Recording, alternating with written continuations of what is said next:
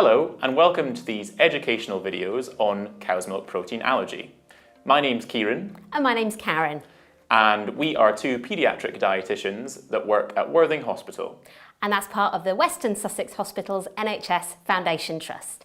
Now, the information in these videos is correct as of April 2020, and we recommend that you should probably be only watching these videos if you've been recommended to do so by a healthcare professional or a dietitian.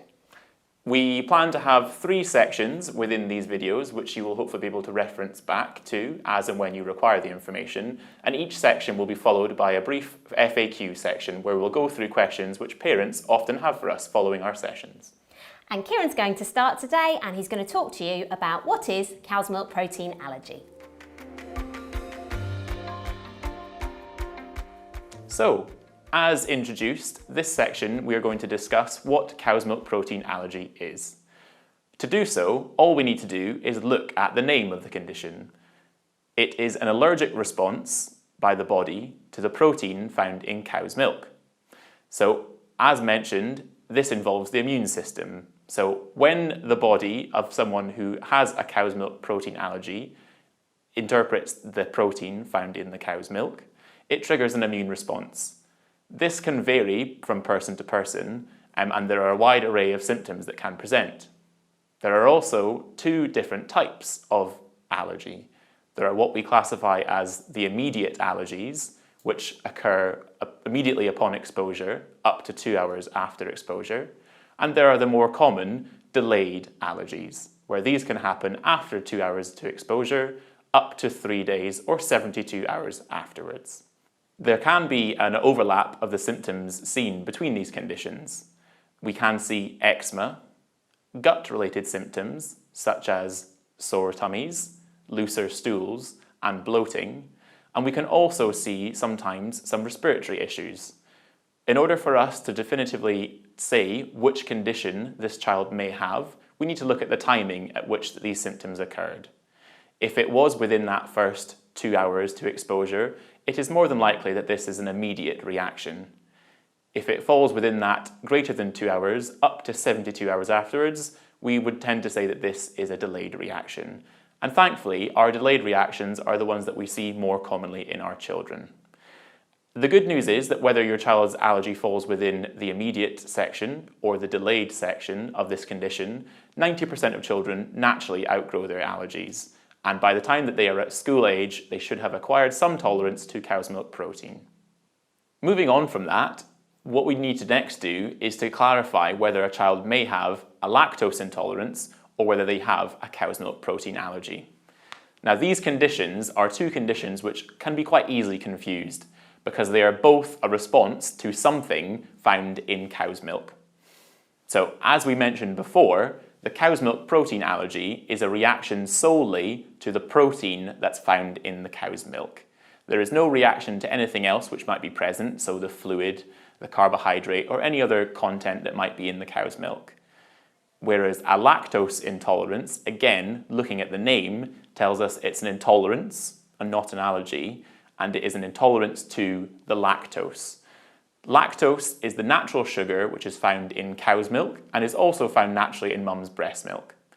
So if we see that a child does well when switched from either a normal formula or from breastfeeding to a lactose-free formula, and the child is happy and well and their symptoms can stop, we would say that this child likely has a lactose intolerance. A child with a cow's milk protein allergy would continue to have reactions when on a lactose-free formula, because when the lactose is removed from the formula, the protein is still there. So they would continue to have a reaction. Lactose-free formulas, as I mentioned previously, are no longer available on prescription from the NHS, and if this is something that your child does require, these can be purchased at a similar price to standard formulas in the supermarkets. So next we're going to look at when and why symptoms start.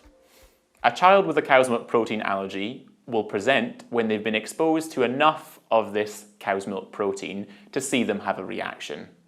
This is basically to say that some children will have a low threshold of tolerance to this cow's milk protein, whereas others may have a higher threshold. So the point at which that they present with their symptoms will tell us an indication of where their threshold might lie. For exclusively breastfed children, we often see that they don't present until they reach the weaning stage. This is because when a mum who is breastfeeding has cow's milk in her diet, she naturally breaks that down, and some of that is expressed in the breast milk to the child. And most children, including those with a cow's milk protein allergy, can tolerate this broken down level. When weaning is commenced, and typically foods such as yogurts, porridges, baby rices, for instance, are used, these products are often made up using cow's milk itself. So this means that they've been exposed to the unchanged form of the cow's milk protein. And this means that they therefore have that reaction. For children who are formula fed, whether this is exclusively formula feeding or combination feeding with breast milk, we often see that the first time that they are exposed to a standard infant formula, so this is one that you would buy in the supermarkets, that is when we see them react. Because these formulas are made up using the cow's milk protein, again in an unchanged form. So we see that formula-fed infants often present with their allergies a little bit earlier than those who are breastfed.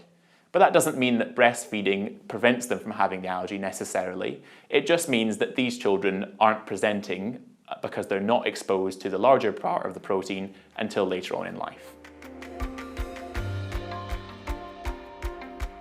Okay, so we've spoken about when and why symptoms might start, and now we're going to come back a little bit and focus on breastfeeding. As I explained earlier, most children can tolerate that level of broken down cow's milk protein that would be in mum's breast milk when she herself is eating cow's milk and other dairy foods and foods that contain milk listed as an ingredient. If a child is tolerating that level of cow's milk protein that is in mum's breast milk, there's no reason for mum to need to cut that out from her diet. An example of that might often be if we have seen a child present with cow's milk protein allergy once formula has been introduced to their diet, but they were not having symptoms when they were being exclusively breastfed, there's no reason for mum to need to cut out the milk from her diet because we know that the child was tolerating that level beforehand. There are, however, some very sensitive babies that do need to avoid cow's milk protein completely, even in this broken down form. So for those children that have been identified by them reacting to mum's breast milk when she was exclusively breastfeeding, mum would need to have to cut cow's milk from her diet herself. We would recommend that this is done for a period of 2 to 3 weeks to see if there has been an improvement, and if there has been, it should be reintroduced back into the diet for us to be sure that that's actually what helped, because we don't want any mother to continue avoiding something that she doesn't necessarily need to. So because breastfeeding mums have the highest calcium requirements of all groups, it's important that we make sure that these mums continue to get the calcium that they need. Where they are now cutting cow's milk from their diet, if that's been necessary, we advise that they continue to have good sources of calcium in their diet. Examples such as plant-based milk alternatives, of which we have some examples here today, but there are also many supermarket own brand alternatives available. These can be found in the long life milk section of the supermarkets, and we'd recommend going for an option that has added calcium and iodine as a minimum, because these are two key nutrients that are often come in our diet from cow's milk. Whilst mum might do well to get good calcium sources in her diet, there might be a little bit of a gap between what she's getting and what she needs. To meet this gap, we recommend considering a calcium supplement. This can be one that might be obtained from the supermarket on the shelves, through a pharmacy or a GP, or also through the Healthy Start voucher system. For information on the Healthy Start voucher system, visit the website or talk to your GP, health visitor or midwife.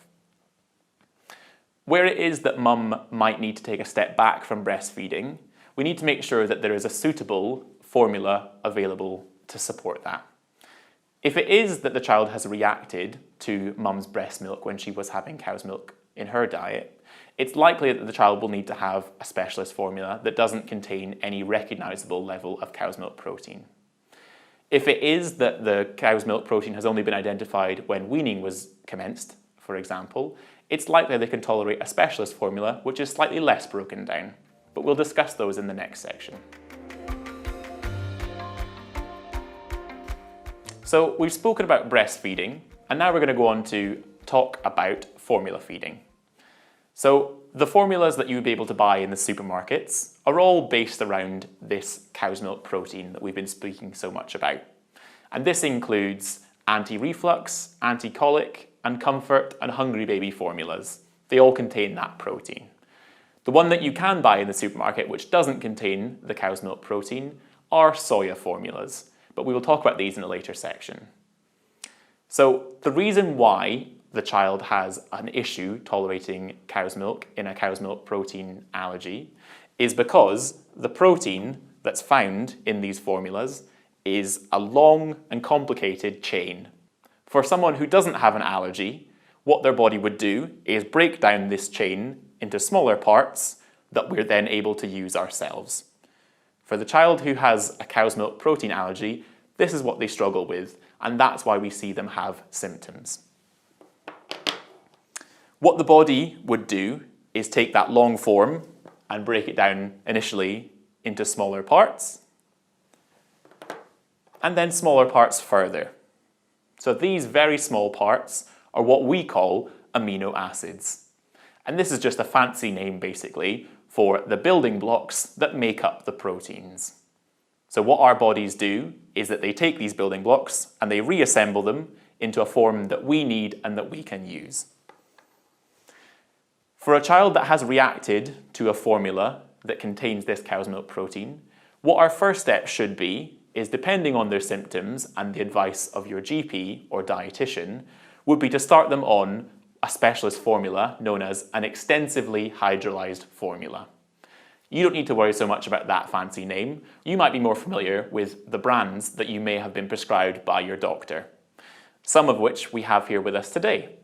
These extensively hydrolyzed formulas have had the protein chain that we saw beforehand broken down into smaller chunks, like this. For the majority of children, they can tolerate this level and that they will see symptoms go away when they're on this formula. Much like we'd spoken about beforehand with mums avoiding milk for 2 to 3 weeks, we should have a similar period of time when on this formula initially. If we see that symptoms improve, what we then need to do to confirm that this has helped is that we need to put the standard formula back into the child's diet. And that acts as our confirmed diagnosis. Because with these delayed allergies, we aren't able to do any blood tests or skin prick testing. Our confirmed diagnostic test is through our elimination and reintroduction. When we've returned the standard formula to the child's diet and we've seen that they have had symptoms come on again, what we then need to do is we say that yes, we've had that test completed, and we go back to the specialist formula that was available from the GP. And that this should continue until roughly about a year of age, when that would be reviewed. There are, however, some very sensitive children who might not tolerate that chunks level of the protein. For children that haven't tolerated this first formula, and they've continued to have symptoms in this 2 to 3 weeks, what we would generally advise next is that they then be tried on an amino acid formula. But again, don't worry about that fancy name because we have the brands here with us today. These formulas have had the protein broken down beyond the level of the chunks that we saw before in those first formulas, and they've been broken down completely into the building blocks or amino acids. So this means that there is not a protein found in those formulas that a child will have a reaction to. They're considered hypoallergenic, or basically, they don't have any allergens in them that would cause a child to have a reaction. These specialist formulas are all also soya-free. So if it is that for whatever reason we're also avoiding soya, we don't need to worry about that when on these specialist formulas. These should all be accessed through your GP, but it may be that there may be some reasons that we might need to change brands between the formulas that the child might be on. For further discussions about this, I would recommend contacting your dietitian. Some children, but not all, with a cow's milk protein allergy might also react to soya. Only if we've seen that the child has had a reaction should we consider cutting this out, because if it can stay in the diet, it should. For example, for a child that is being breastfed and is still having symptoms despite mum having cut out milk from her diet, we might also advise that soya is also cut out. If this is the case, this should be discussed with a dietitian about how to do this safely. Soya foods contain important proteins that our bodies need. And also, they often have added extras such as calcium and iodine, so they really can be a good replacement for cow's milk.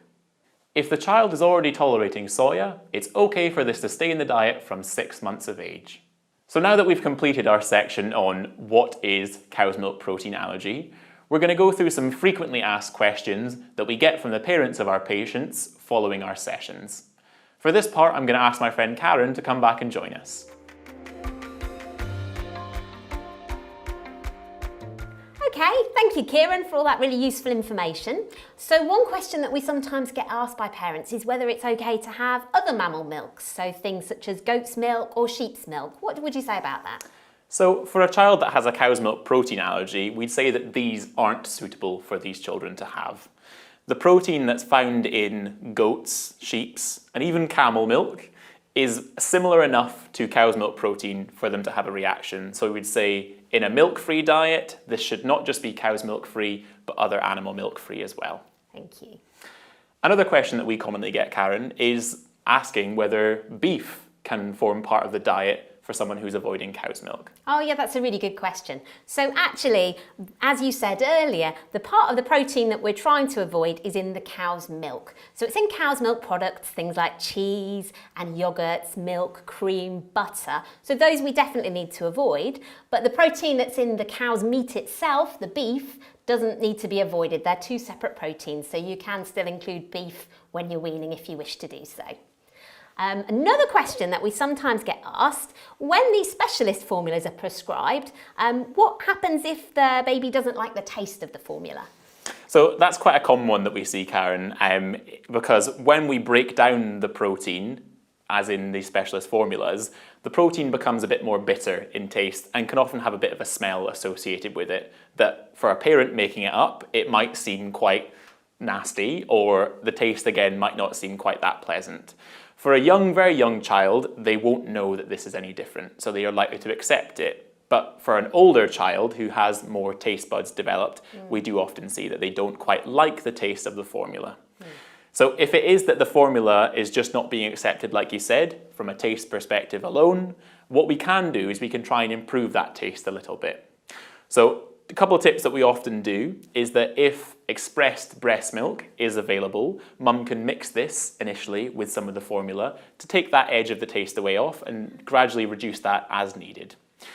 Another option that we have is that we can sometimes use a few drops of vanilla essence or half a teaspoon or less of a milk-free milkshake powder.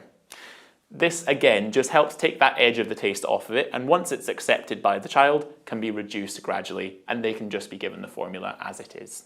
Oh, those are really good tips to try. Thank you for that.